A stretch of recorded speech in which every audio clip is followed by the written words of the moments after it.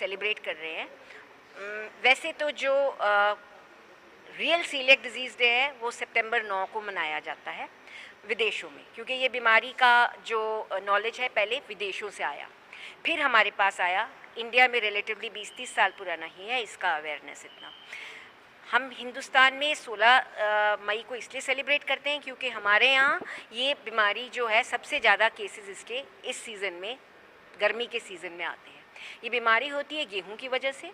गेहूं सूट नहीं करती जो लोग जिनको जेनेटिक प्रीडिस्पोजिशन होती है, और कुछ इंसल्ट, कुछ इंजरी जो इंटेस्टाइनल लाइनिंग को होने के कारण ये बीमारी आगे स्पष्ट फॉर्म में आगे आ जाती है, छुपी नहीं रहती है।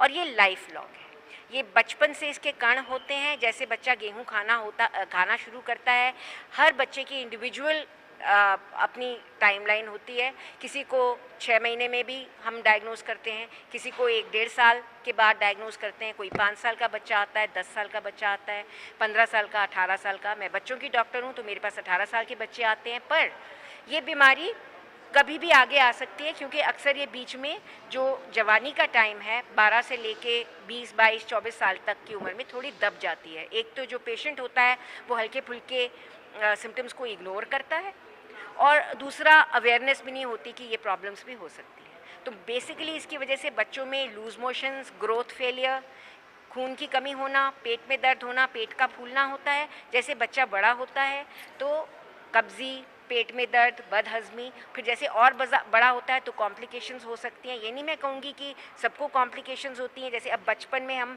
देखते हैं 10% बच्चे जिनको जो गेहूं रहित डाइट नहीं ठीक तरह से करते उनको हो जाती हैं, पर जैसे बड़े होते हैं ये कॉम्प्लिकेशंस की मात्रा बढ़ती जाती है और काफ़ी घातक कॉम्प्लिकेशंस भी हो सकती है। शरीर का ये कोई अंग नहीं छोड़ती है।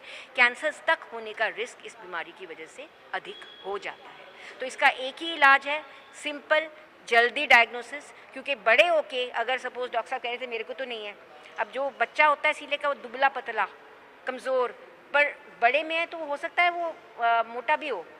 बड़े में हो सकता है हम खून का टेस्ट करें उसमें हमें कोई कंक्लूजन ना मिले, हमें एंडोस्कोपी करें उसमें हमें कोई कंक्लूजन ना मिले, और हमें शक पे ही बंद करने की ज़रूरत पड़ सकती है। तो बच्चों में डायग्नोसिस ईजी है और हो जाना चाहिए ताकि उम्र भर की कॉम्प्लिकेशंस हम प्रिवेंट कर सकें। बड़ों तक वेट करने की ज़रूरत नहीं है। ये बड़ों की बीमारी नहीं है, ये बच्चों की बीमारी है जो मिस होकर के अडल्टहुड तक पहुंचते हैं। और आइडियल ये है कि बच्चों में डायग्नोज करके उनको पूरी तरह से स्वस्थ करें, उनको सिखाएं, उनकी आदतें ठीक करें ताकि वो उम्र भर की बीमारी से बचें। इसका कोई पैरामीटर भी होता है? इसके लिए हम सिम्टम्स होते हैं पहले तो कि बच्चे को ये लक्षण है तो सस्पेक्ट करो। जैसे मैंने अभी बोला नॉर्थ इंडियन बच्चा है तो उसमें होने की लाइक्लीहुड है।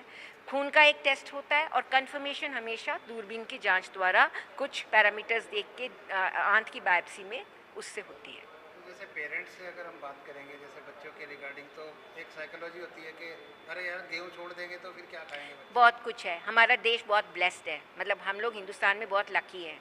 बाहर की तरह नहीं है कि अगर गेहूं छोड़ दी तो सिर्फ एक वो मक्की है और एक चावल है और जिनको पीसना भी इतना कठिन है। हमारे यहाँ ढेरों तरह के और अनाज हैं, ऑल्टरनेटिव सीरियल्स हैं, सूडो सीरियल्स हैं, जैसे कि जवार, बाजरा, रागी। ये सीरियल्स उतने ही पौष्टिक हैं जितने गेहूं पौष्टिक है। तो अब वो टाइम गया कि जब पेशेंट शॉक हो जाते थे कि गेहूं छोड़ देंगे कि क्या करेंगे। ऐसा बिल्कुल चिंतित रहने की ज़रूरत नहीं है। बहुत सारे अनाज हैं जो ऑल्टरनेटिवली पेशेंट कंज्यूम कर सकते हैं।